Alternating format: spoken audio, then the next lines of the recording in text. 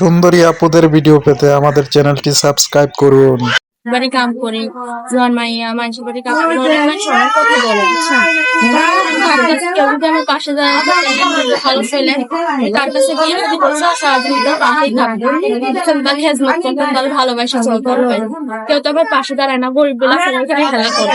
গরিব হয়েছে কি বলে আমি মানুষ না, আমি তো একটা মানুষ, আমার একটা মন আছে ভালোবাসার, সবকিছুরই একটা মন আছে ভাই, কিন্তু মানুষ এটা বোঝে না বুঝছেন। কেউ কেউ সুন্দর মনে কষ্ট টষ্ট দিয়ে। দর্শক আসসালামু আলাইকুম, দেশ ও প্রবাসে যে যেখানে আছেন আপনাদের প্রত্যেককে শুভেচ্ছা জানাচ্ছে। আজকে নতুন একটি প্রতিবেদন দেখতেই পারছেন, আমার সামনে একটি আপু আসছে। আপুটা দেখতে শুনতে অনেকটাই সুন্দর, আসলে কি হয়েছে তার জীবনে বা কেন আসছে চলুন কথা বলে জানার চেষ্টা করি। আপু আসসালামু আলাইকুম। ওয়ালাইকুম আসসালাম। আপু আপনার নাম কি? মেঘলা। মেঘলা আপু, কেমন আছেন আপনি?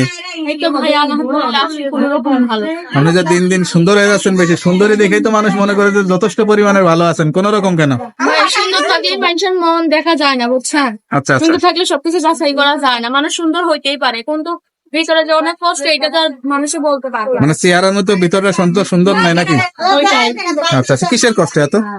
কিসের কষ্ট ভাই, আমার বাবা মা আছে, আমি মানুষের বাড়ি কাম করি জোয়ান মাইয়া মানুষের বাড়ি কাম করি অনেক মানুষ অনেক কথা বলে বুঝছেন।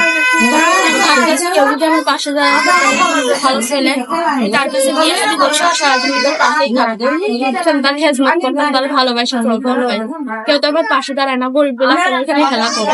গরিব হয়েছে কি বলে আমি মানুষ না, আমি তো একটা মানুষ, আমার একটা মন আছে ভালোবাসার, সবকিছুরই একটা মন আছে ভাই, কিন্তু মানুষ এটা বোঝে না বুঝছেন।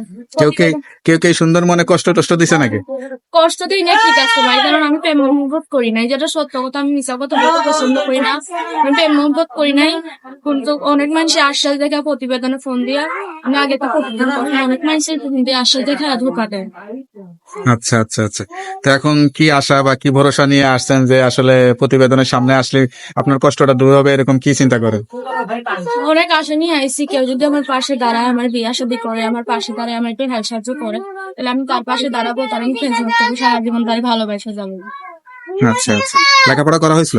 লেখাপড়া করছিলাম অল্প, অনেক ছোটবেলা করছে, তারপরে করতে পারি নাই, বাবা মার অভাব অনটনের লেগে করতে পারি নাই। তাজ প্রতিবেদনে আসছেন, কেউ যদি যোগাযোগ করতে চায় বা সঠিক তথ্য জানার জন্য খোঁজ খবর নাই, সঠিক তথ্য পাবে তো? হ্যাঁ ইনশাল্লাহ অবশ্যই পাবে। তার নাম্বারটা মুখস্থ আছে? হ্যাঁ তা একটু বলে দেন। আপনি আমার মুখস্থ নেই, আপনি আমার ফোনটা নিয়ে আনেন। আচ্ছা, তো নাম্বারটা আমার কাছে দেন, আমি দেখে বলে দিই। হ্যালো বিয়ার, শুনতে পারলেন এক অসহায় গরিব ঘরের মেয়ে আপু, দেখতে শুনতে অনেকটাই সুন্দর। আসলে কেউ যদি তার সঙ্গে যোগাযোগ করতে চান বা বিয়ে শাদী করতে চান, অবশ্যই তারা এই নাম্বারে যোগাযোগ করবেন। ওর নাম্বারটা খোলা থাকে তো? হ্যাঁ ইনশাল্লাহ সবসময় খোলা থাকবে। যাক, নাম্বারটা খোলা রাখবেন। অবশ্যই 5 ওয়াক্ত নামাজ কালাম পড়ে আল্লাহর কাছে চাইবেন, আল্লাহ আপনার মনে আশা পূরণ করুক, সেই দোয়াই করি। তো ভালো থাকেন, আসসালামু আলাইকুম।